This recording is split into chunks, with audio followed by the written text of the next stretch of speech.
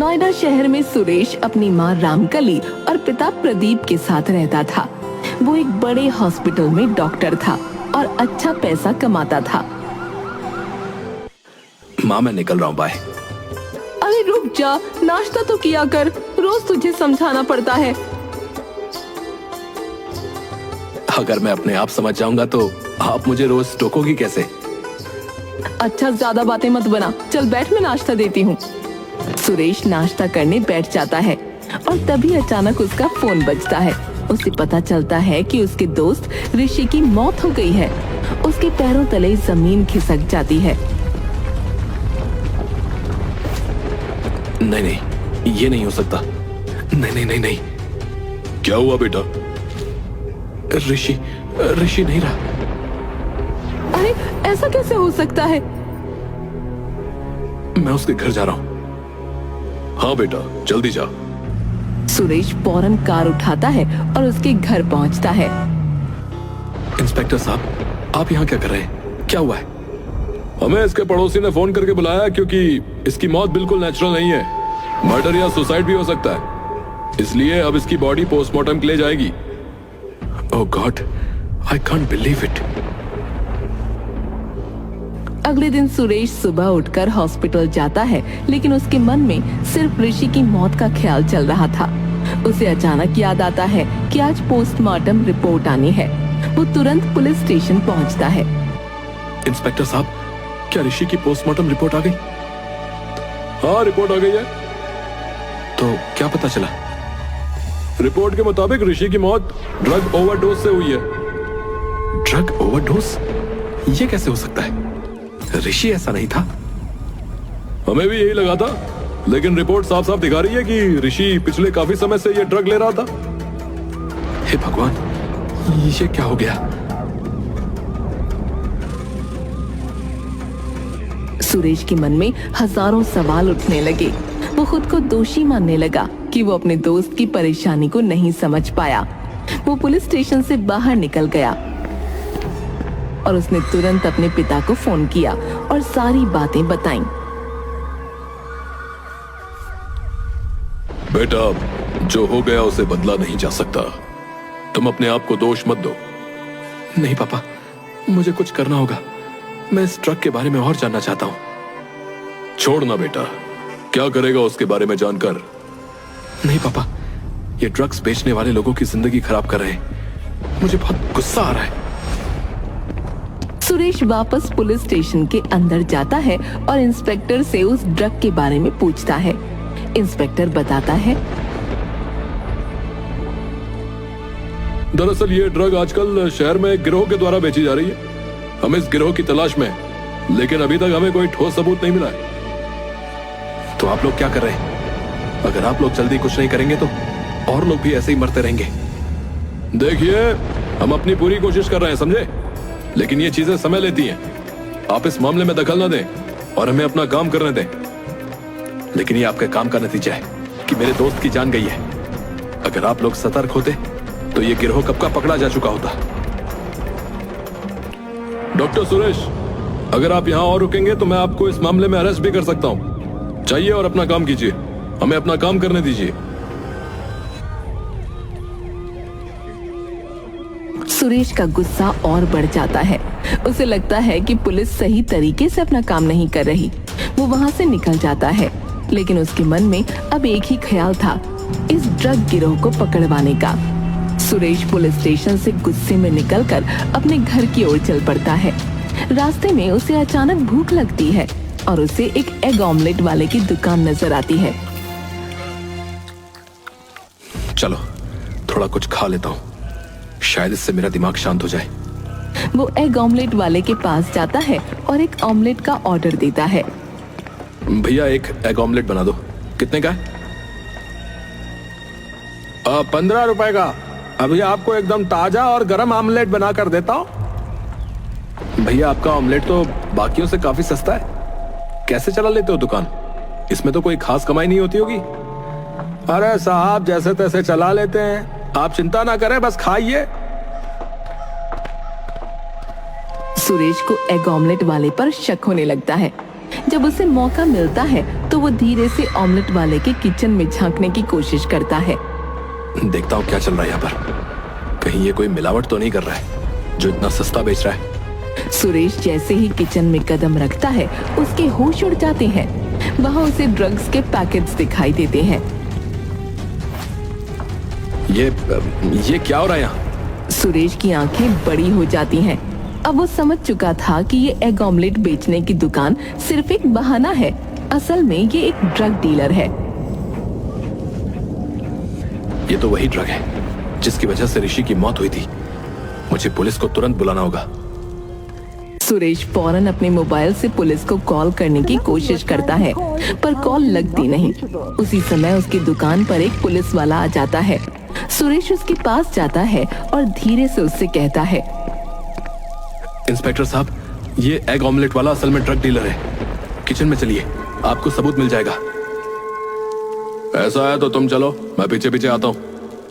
Suresh kitchen में पहुंचकर police के आने का इंतजार करने लगता है, पर तभी एग ऑमलेट वाला अचानक वहां आ जाता है। अरे तुम यहाँ क्या कर रहे हो भाई? तुम जैसे लोग इस समाज के लिए दबाओ। मेरे दोस्त की मौत तुम्हारे जैसे ही किसी ड्रग डीलर की वजह से हुई है। तुम्हें शर्म आनी चाहिए।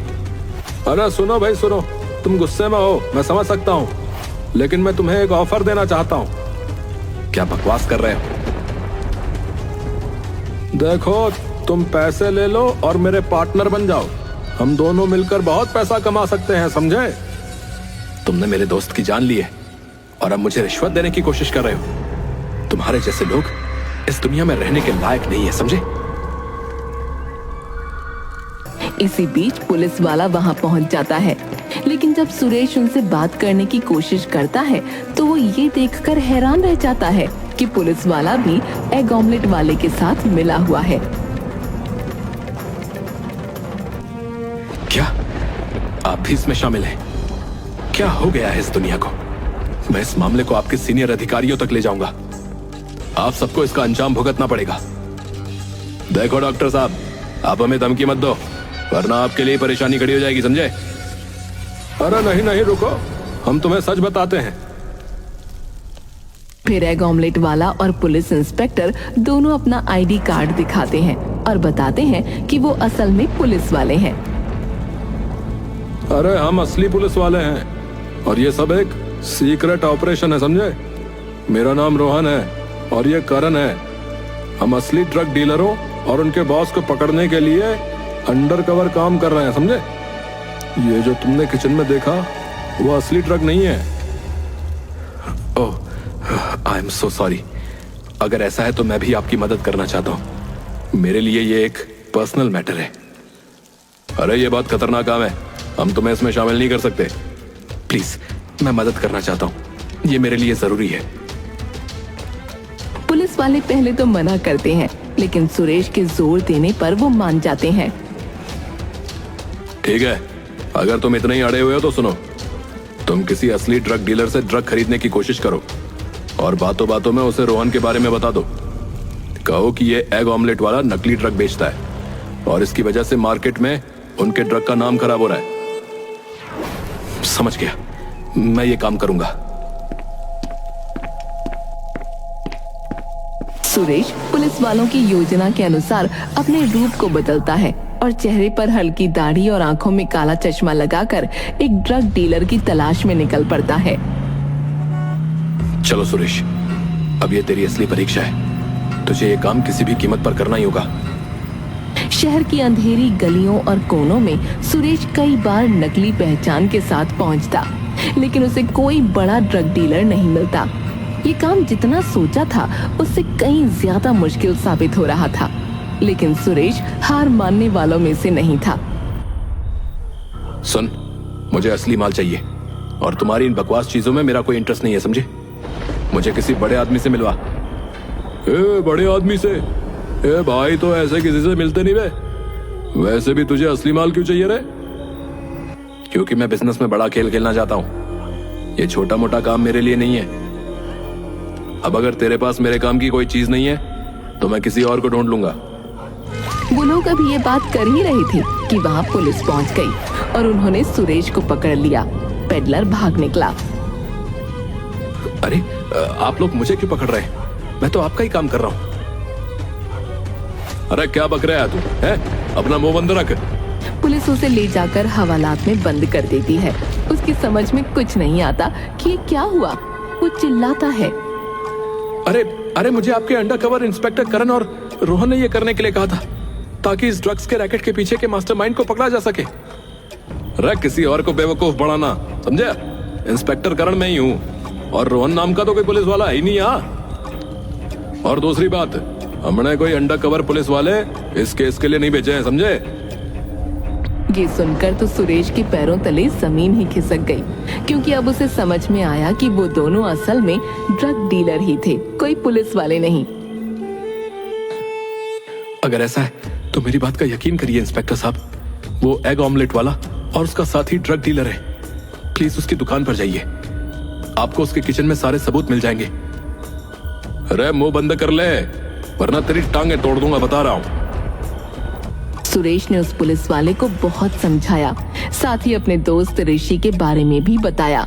तब जाकर उस पुलिस वाले ने सुरेश की बात मानी।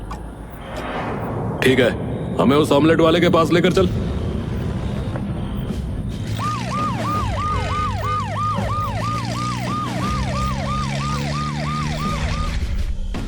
सुरेश पुलिस के साथ उस ऑमलेट वाले के पास पहुंचता है। पुलिस उसके किचन में रेड मारती है, लेकिन वहां कुछ भी नहीं मिलता। अरे यहाँ तो कुछ भी नहीं है। रोहन सच बोल दो, तुम बच नहीं पाओगे। अरे उसके खिलाफ कोई सबूत नहीं मिला है। तुमने हमारा वक्त जो है ना बर्बाद किया सुरेश। एक मिनट, कहीं आप भी इनसे मिले हुए तो नहीं है? अरे तेरी हिम्मत कैसे हुई रे मेरे ऊपर उंगली उठाने की है? चल वापस, तुझे जेल में डालता हूं। अब तो तुम लंबे जाओगे भाई। अरे थैंक यू इंस्पेक्टर साहब। अरे ये आदमी तो पागल है। पुलिस रोहन को ले जाकर वापस हवालात में डाल देती है। उधर जब उसके माँ बाप के पास ये खबर पहुंचती है तो वो लोग भी पुलिस स्टेशन पहुंचते हैं, लेकिन पुलिस वाला जमानत देने से मना कर देता है। हे भगवान, मैं तो अच्छा करने निकला था, ये क्या हो गया? अरे बाहर आओ, तुम्हें कुछ दिखाना है। पुलिस वाला सुरेश को निकालकर एक कमरे में ले जाता है, जो देखने में किसी कंट्रोल रूम जैसा लग रहा था। पुलिस वाले ने बताया कि उन्हें रोहन पर शक था, इसलिए उन्होंने उसकी दुकान में माइक लगा दिया था, जिससे पता चला कि वो सचमुच ड्रग डीलर है और अब वो अपने मालिक से मिलने जा रहा है।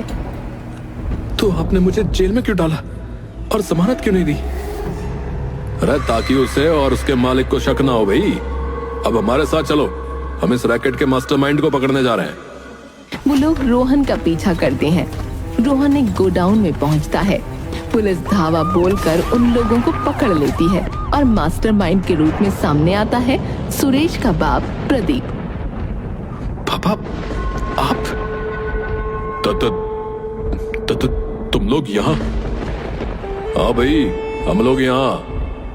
अरे आपने तो पुलिस को बेवकूफ समझ रखा है ना, अब आपका खेल खत्म हो लिया। तो इसीलिए आप लोगों ने मुझे जमानत नहीं दी थी? क्या आप लोगों को मेरे पिता पर पहले से शक था? हाँ भाई, क्योंकि तुम्हारे पिता सिर्फ ड्रग माफिया नहीं, एक हत्यारे भी हैं। तुम्हारा दोस्त कोई अपनी मर्जी से ड्रग ओवरडोज से नहीं मरा था भाई, उसे मारा गया था और वहां तुम्हारे बाप के होने के सबूत मिले हैं। आपने ऐसा क्यों किया पापा? उसे मेरे बारे में पता चल गया था और वो तुम्हें बताने आ रहा था, इसलिए मुझे उसको मारना पड़ा। इंस्पेक्टर साहब, इन्हें यहां से ले जाइए वरना मैं कुछ कर बैठूंगा। पुलिस प्रदीप को पकड़कर ले गई। केस तो सॉल्व हो गया, लेकिन सुरेश पूरी तरह से टूट गया।